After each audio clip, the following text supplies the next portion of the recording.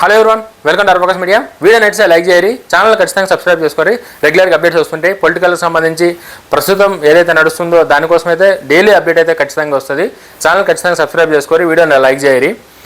BRS government ఉండేటప్పుడు TSRTC ఏదైతే ఉందో మనందరికీ తెలిసిందే, కరెక్టు చాలా పీక్ టైంలో దసరా పండగ టైంలో వాళ్ళందరూ సమ్మె చేసారు. వాళ్ళకి రావాల్సిన డిమాండ్స్, వాళ్ళకి రావాల్సిన ఏవైతే బెనిఫిట్స్ ఉన్నాయో గవర్నమెంట్ నుంచి అది గవర్నమెంట్లో కలపమనో లేకపోతే చాలా ఉన్నాయి. అది అవన్నీ ఖచ్చితంగా చేయాలి అని చెప్పేసి వాళ్ళు ఏదైతే సమ్మె చేసారో ఆ టైంలో అప్పుడు కేసీఆర్ గారు ముఖ్యమంత్రిగా ఉన్నప్పుడు కేసీఆర్ గారు ఏం చేశారు, కేసీఆర్ గారు ఏం మాట్లాడారు, ఇప్పుడు ప్రతిపక్షంలో ఉన్న కేసీఆర్ గారు కావచ్చు, కేసీఆర్ గారి టీంలో ఉన్న వాళ్ళు ఎవరైనా సరే బీఆర్ఎస్ పార్టీ నుంచి అప్పుడు అధికారంలో ఉన్న బీఆర్ఎస్ పార్టీ వాళ్ళు అప్పుడేం మాట్లాడారు.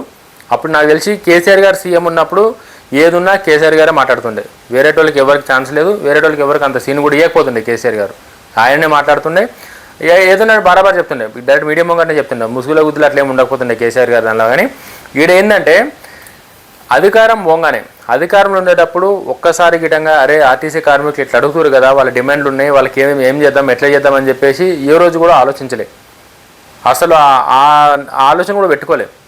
వాళ్ళు ధర్నా చేసారు, వాళ్ళంతా రాలే ధర్నా బంద్ చేయించి మొత్తం ఆర్టీసీనే తీసేస్తాం, మొత్తం అసలు ఆర్టీసీ ఉంటేనే కదా రేపొద్దున వాళ్ళు ధర్నా చేయడానికి మొత్తం ఆర్టీసీనే క్యాన్సిల్ చేసేసి ప్రైవేట్ ట్రావెల్స్కి అని చెప్పేసి కేసీఆర్ ఏవైతే మాటలు మాట్లాడారో అవన్నీ ఆన్ రికార్డ్. అది నేను చెప్పిందో లేకపోతే నేను ఏదో లేని పొందేది క్రియేట్ చేసింది కూడా ఏం లేదు. ఇక్కడ క్లియర్గా అప్పుడు కేసీఆర్ గారు ఏవైతే మాట్లాడారో గవే మాటలు తెలంగాణ ఉద్యమం టైంలో కూడా ఆర్టీసీ వాళ్ళు సమ్మె వాళ్ళ నిరసనల వల్లనే తెలంగాణ రానికి చాలా సహకారమైందని చెప్పేసి మనం చాలా సందర్భాల్లో మాట్లాడుకున్నాం. వాస్తవం కూడా అది.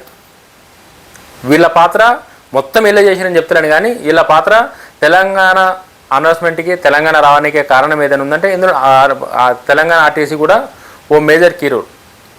అవన్నీ అందరికీ తెలిసిందే. అప్పుడు ధర్నా చేసిరు, తర్వాత ఎందుకు సైలెంట్ అయ్యారో తర్వాత సైలెంట్ అయ్యారు, మళ్ళీ వచ్చి ఎవరి పనులు చేసుకుంటారు, మళ్ళీ ఇన్నాళ్ళకి మళ్ళీ ఇప్పుడు ధర్నా చేస్తారు. ఆ డిమాండ్లు వాళ్ళు గుంతమ్మ కోరికలే కొడుతురా లేకపోతే వాళ్ళ స్థాయికి మించిన కోరికలు కొడుతురా, వెనక నుంచి ఎవరైనా నడిపిస్తురా, ఇది ఏందన్నది ఎవరికి అర్థమైతలేదు. కేసీఆర్ గారు ఏమన్నారు లాస్ట్ టైం, ఎప్పుడైతే వాళ్ళ యూనియన్ ఎలక్షన్స్ వస్తాయో ఆర్టీసీ యూనియన్ ఎలక్షన్స్ ఎప్పుడైతే ఆ యూనియన్ ఎలక్షన్ల ముందు ఇసంటి డ్రామాలన్నీ చేస్తారు, వాళ్ళకేం ప్రాబ్లమ్స్ లేవు, గుంతమ్మ కోరికలు కొడుతూ ఎడికని తెచ్చేసా అని చెప్పేసి కేసీఆర్ గారు ఏం మాట్లాడారు. అప్పుడు తలసాని శ్రీనివాస్ యాదవ్ గారు ఇప్పుడు ఏం మాట్లాడుతారు, అధికారం ఉన్నప్పుడు కేసీఆర్ గారు ఏం మాట్లాడారు, అధికారం పోయినాక తలసాని శ్రీనివాస్ యాదవ్ గారు ఏం మాట్లాడారు ఒక్కసారి మీకు వినిపిస్తా, మీరు ఒకసారి చూడండి, మీకు అర్థమవుతుంది క్లారిటీ ఏందని చెప్పి. అడుగుతుందేమన్నా గుంతమ్మ కోరికలుగా వాళ్ళ న్యాయమైనటువంటి కోరికలని వెంటనే పరిష్కారం చేయండి. ఇంకా మేము గుంతమ్మ కోరికలు కోరుతాం, అర్థం ఉంటుందా? ఏం కోరికలు అంటే నాకు అర్థం కాదు, ఏం డిమాండ్ ఉంది, తమాషా అర్థం విన్నారు కదా. అంటే ఇప్పుడు అధికారం పోయింది కాబట్టి వాళ్ళు గుంతమ్మ కోరికలు కొడుతారని చెప్పేసి తలసాని శ్రీనివాస్ యాదవ్ గారు అంటారు. కేసీఆర్ గారు అప్పుడు అధికారం ఉన్నారు కాబట్టి ఏం కోరికలు అండి నోటి ఏదంటే అది కొడతారని చెప్పేసి విన్నారు కదా మీరే. ఇది ఇంకా చాలా ఉంది, మీకు చూపిస్తే చూడదు మాట్లాడచ్చు.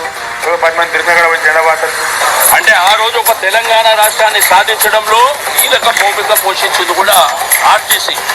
తెలంగాణ రాష్ట్రం సాధించడంలో కీలక పాత్ర పోషించింది కూడా తెలంగాణ ఆర్టీసీ అని చెప్పేసి తలసాని శ్రీనివాస్ యాదవ్ గారు ఇంతకుముందు చెప్పిన వీడియోలో అదే మాట ఇప్పుడు శ్రీనివాస్ యాదవ్ గారు చెప్పారు. కేసీఆర్ గారు ఏమన్నారు ఒకసారి నూరి.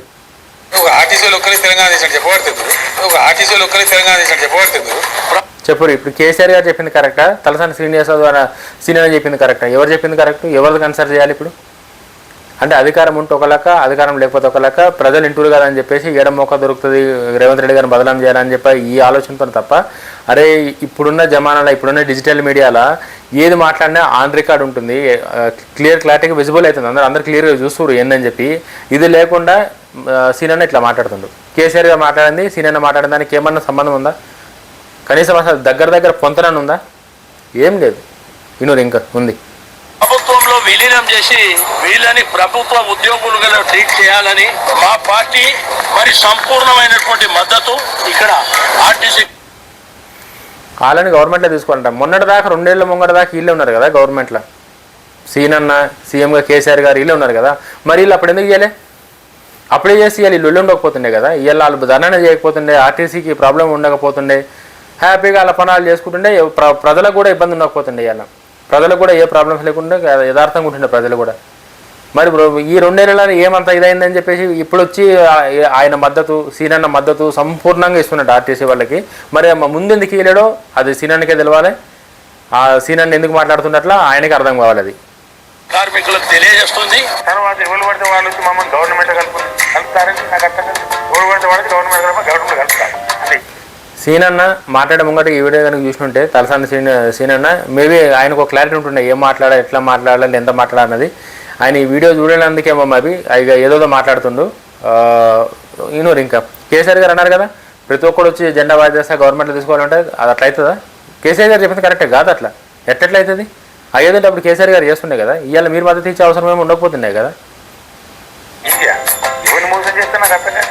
అయినా ఆర్టీసీని గవర్నమెంట్ కలుపుమనే ఒక అసంబద్ధమైనటువంటి అసంభవమైనటువంటి అర్ధరహితమైనటువంటి తెలివి తక్కువ నినాదం పట్టు అది నినాదం అని నాకు అర్థం కాదు. తప్పకుండా విన్నారు కదా కేసీఆర్ గారు చెప్పింది, విన్నారు కదా.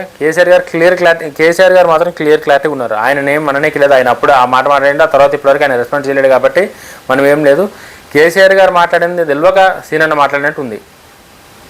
అర్థం పర్థం అలా అసలు అలా డిమాండే అర్థం పర్థం నేను డిమాండ్ అని చెప్పింది క్లియర్గా. ఒకటే ఒక్క మొక్కలు కొట్టి పడేసింది ఇట్లా అంతే.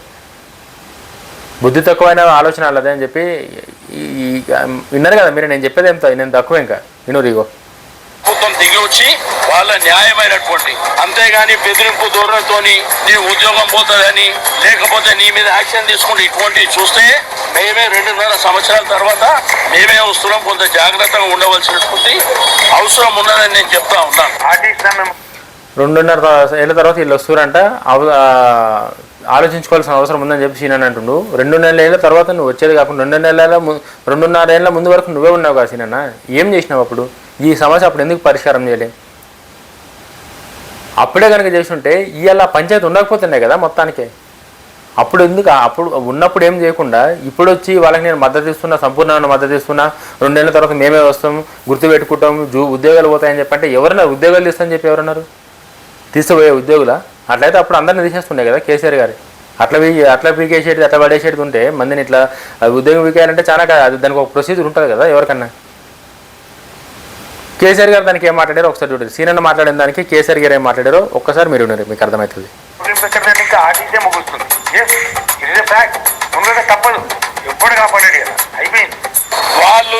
ఎవరు బెదిరించినట్టు? రేవంత్ రెడ్డి గారు బెదిరించినట్ట, ఇప్పుడు కేసీఆర్ గారు బెదిరించినట్ట? అయిపోయింది ఇంకా ఆర్టీసీని మొత్తం తీసేస్తున్నాం అయిపోయింది అన్న కాడికి కేసీఆర్ గారు అన్నారా లేకపోతే రేవంత్ రెడ్డి గారు కానీ కాంగ్రెస్ గవర్నమెంట్ నుంచి ఏ ఒక్కరైనా సరే కూడా మీ ఉద్యోగాలు పోతే మీరు సమ్మె ఆపకపోతే నీకు శిక్ష పడతాను ఎవరన్నా ఒక్కటన్నా బయటకు వచ్చి మాట్లాడారు ఇప్పటిదాకా? వాళ్ళు ఏమన్నారా? వీళ్ళు సమ్మె చేస్తారు మీతో చర్చిస్తామని చెప్పి చాలా పద్ధతిగా బాధ్యతారహితంగా పొన్నం ప్రభాకర్ గారు యాజ్ ఏ మినిస్టర్గా రెస్పాన్సిబుల్ తీసుకొని చాలా పద్ధతిగా హుందతనంగా మాట్లాడుతుండే ఆయన యాజ్ ఏ ఆర్టీసీ మినిస్టర్గా. రవాణా శాఖ మంత్రిగా ఆయన బాధ్యతతోనే నిర్మలంగా ప్రశాంతంగా రండి కూర్చొని మాట్లాడుకుందాం, అన్ని ఇట్లా లొల్లి చేస్తే కాదని చెప్పేసి ఆయన మాట్లాడుతుంటే ఏమంటాం చెప్పండి? నీకు ఎవరినేం అనేటట్టున్నాం, ఎవరినేం బదనాం చేస్తున్నాం? వినరు మీరే. తిరిగేసి ఎక్కడ వరకు కొట్లాడితే మేము అక్కడ వరకు కొట్లాడడానికి సిద్ధంగా ఉన్నాం. అల్టిమేట్ గా సెక్రటరియట్ ముట్టడి చేస్తాం. ఈ ప్రభుత్వాన్ని మెడలు ఉంచైనా కానీ ఆర్టీసీ హక్కుల సాధన కోసం మేము పాటుపడతామని చెప్పి తెలియదు. ఆర్టీసీ హక్కుల కోసం పాటు పడతారంట, సెక్రటరీ ముట్టడి చేస్తారంట, ప్రభుత్వం మెడలు ఉంచుతారంట. అసలు దేనికి ఉంచుతారు? 2.5 ఏళ్ళు ముంగటి వరకు మీరే ఉండి ఏం చేయకుండా ఇప్పుడు వచ్చి ప్రభుత్వాన్ని దేనికి ఉంచుతారు? ప్రభుత్వం మెడలు 10 ఏళ్ళ అధికారంలో మీరుండి 10 ఏళ్ళ అధికారంలో మీరు చేయాల్సినవి చేయకుండా అవి మీరు చేయాల్సినయా లేకపోతే చేయకూడదా అవన్నీ పక్కన పెడితే మొన్నటిదాకా ఉన్నది మీరే కదా. మరి ఉండేటప్పుడు చేసేది ఉండే కదా. మరి అప్పుడే అరే ఊకి లొల్లులు ఎందుకు రా నాయన వీళ్ళదేదో ఉంది చేసి పడేసారు అయిపోతున్న కాడికి అప్పుడే చేసి ఉంటే ఇవాళ ఈ పంచాయతీ ఈ లొల్లి ఇదేం ఉండకపోతుండే కదా. ముట్టడి చేస్తాం మెడలు ఉంచామంటే దేనికి ముట్టడి చేస్తావు, దేనికి మెడలు ఉంచుతావు? ఐడియా కనీసం సీనియర్ కానీ ఐడియా ఉంది. అది సీనియర్కి ఐడియా ఉంటే మేబీ ఆయన చెప్పకపోతుండే ముచ్చట. సరే చూడు ఇంకేముందో. ఇప్పుడు తప్ప తెలుసా గత 40 years మీరు ఆర్టీసీ స్ట్రైక్ తీసుకో 40 సంవత్సరాల తెలుసు. కాంగ్రెస్ గవర్నమెంట్ ఉంటే సమ్మె తప్పదు, టీడీపీ గవర్నమెంట్ ఉంటే సమ్మె తప్పదు, మధ్యన మళ్ళీ కాంగ్రెస్ ఉంటే మళ్ళీ తప్పదు, మళ్ళీ ఇప్పుడు టీఆర్ఎస్ ఉంటే సమ్మె తప్పదు. ఏం కారణం అంటే ఏందో తెలుసా మీకు? అసలు వీళ్ళకు 3 ఏళ్లకు 2 ఏళ్లకు 4 ఏళ్లకు ఒకసారి దిక్కుమాలిన యూనియన్ ఎలక్షన్, యూనియన్ ఎలక్షన్లు జరిగే ముందర చేసేటువంటి ఒక పనికి మాలిన సమ్మె, అర్థం లేని సమ్మె, తిరిగి తక్కువ సమ్మె, పనికి మాలిన సమ్మె, అర్థం లేని సమ్మె. టైం అంటే కేసీఆర్ గారు మాట్లాడింది ఏదైతే ఉందో కేసీఆర్ గారు మాట్లాడింది కరెక్ట్ అనుకుంటే ఇవాళ తలసాని శ్రీనివాసరావు గారు మాట్లాడింది తప్పు. లేదు సీనియర్ మాట్లాడింది కరెక్ట్ అయితే కేసీఆర్ గారు మాట్లాడింది తప్పు. దేనికంటే ప్రజల్ని అంటే అధికారం కోసం ఏదంటే అది మాట్లాడితే నడుస్తుంది అనుకుంటారా, లేకపోతే ఏం చెప్పినా వాళ్ళే ఇంటర్లే ఏముంది అలాగే మనం రాజకీయాలు ఉన్నాం కాబట్టి ఇట్లనే మాట్లాడతాం ఇట్లనే ఉంటుంది అన్నక్కడికి అట్లా అంటారా? అప్పట్లక్క లేరు ప్రజలకు చాలా తెలివిగా ఆలోచిస్తారు. ఆ జమానా పోయింది, అప్పట్లో జమానా పోయింది. మీరు అనుకుంటే మీరు చెప్పిన మాటలనే జమానా పోయింది.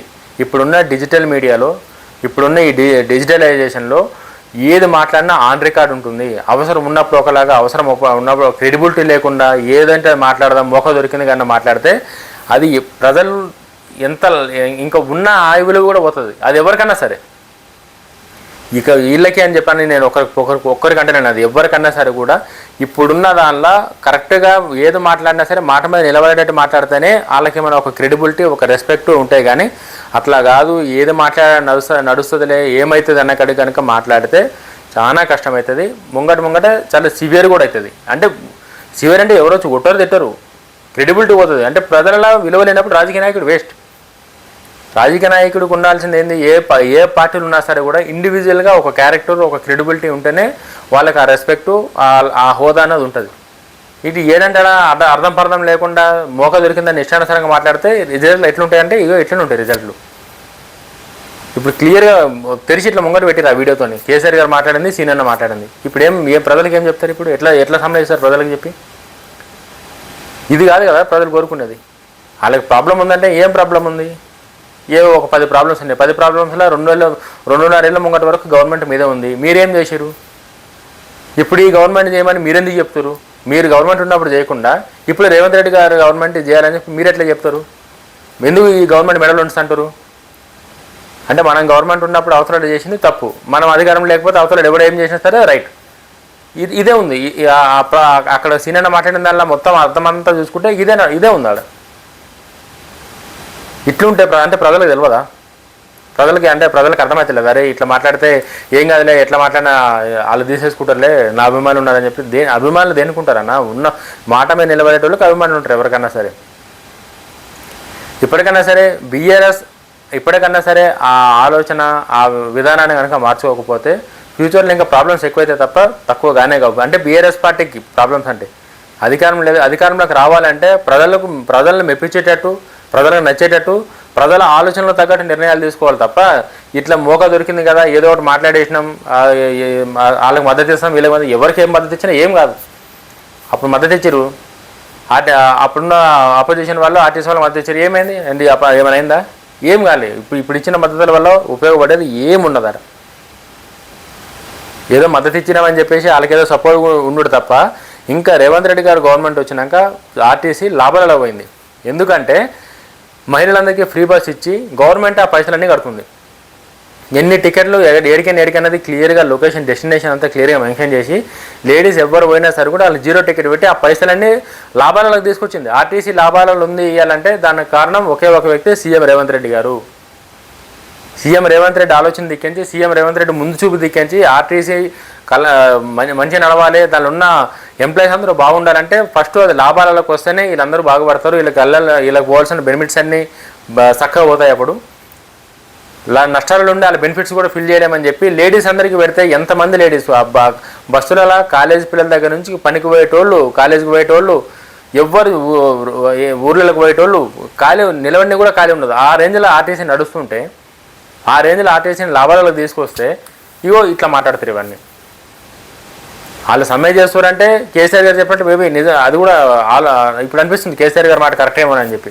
వాళ్ళకేదో యూనియన్ ఎలక్షన్స్ ఉన్నాయి దానికోసం అడ్డమైన సమ్మెలు చేస్తారని చెప్పేసి మరి అట్లా గిట్టంగా చేస్తారా? అదే మరి దానికి మరి ఛాన్సెస్ ఉన్నాయి. మరి కేసీఆర్ గారు చెప్పినట్టే నిజం ఉండొచ్చు దానిలో కూడా. యూనియన్ కోసం చేసేదానికి తలసాని శ్రీనివాసరావు గారు వచ్చి ఇన్ని మాట్లాడే అవసరం లేదని చెప్పి అయితే నాకు అనిపిస్తుంది. అధికారంలో ఉంటే ఒకలాగా ఆర్టీసీగా కావచ్చు, ఎవరైనా సరే కూడా ఏ డిపార్ట్మెంట్ అన్నా సరే, గవర్నమెంట్లా కావచ్చు, గవర్నమెంట్ అండర్లో ఉన్న ఈ ఆర్టీసీ లాగా ఏదన్నా సరే క్రెడిబిలిటీతో మాట్లాడితేనే ఆ పార్టీకి, ఆ పార్టీ నాయకులకి విలువ ఉంటుంది. అది బీఆర్ఎస్ పార్టీనన్నా కాంగ్రెస్ పార్టీనన్నా. రేవంత్ రెడ్డి గారు మాట్లాడేటప్పుడు ఒక్కసారి మీరు చూడండి, ఆయన ఏదైతే మాట్లాడతాడో ఆ మాట మీద నిలబడేటట్టే మాట్లాడతాడు ఆయన. అంత అంత అంత చాలా క్లియర్. ఆయన నుంచి ఒక మాట వచ్చిందంటే అంత ఫినిష్, అంతే. అదే ఫైనల్. ఆయన మా మాట మీద నిలబడతాడు ఆయన. నేను అప్పుడు అట్లా చెప్పిన, అధికారం కోసం చెప్పిన, ఇది ఇన్ని మాటలు మాట్లాడేసి ఇప్పటిదాకా మీరు చూడండి రేవంత్ రెడ్డి గారు మాట్లాడిన దమ్మున్న మాటలే మీకు వస్తాయి తప్ప రేవంత్ రెడ్డి గారు రెండు మాటలు మాట్లాడినట్టు ఇప్పటిదాకా ఏదో ఇంత హిస్టరీ కూడా లేదు, ఏడ ఇంత ఛాన్స్ కూడా లేదు, ఏడ ఎంత మోక ఇయ్యలేడు అసలు రేవంత్ రెడ్డి గారు. అంటే లీడర్ అంటే ఆ రేంజ్లో మాట్లాడితేనే ప్రజలకు ఆ క్రెడిబిలిటీ, ఆ రెస్పెక్ట్ ఆ లీడర్ పై ఉంటుంది. కాబట్టి వీడియోగా నచ్చితే లైక్ చేయరి, ఛానల్ కూడా సబ్స్క్రైబ్ చేసుకోరి. జై హింద్.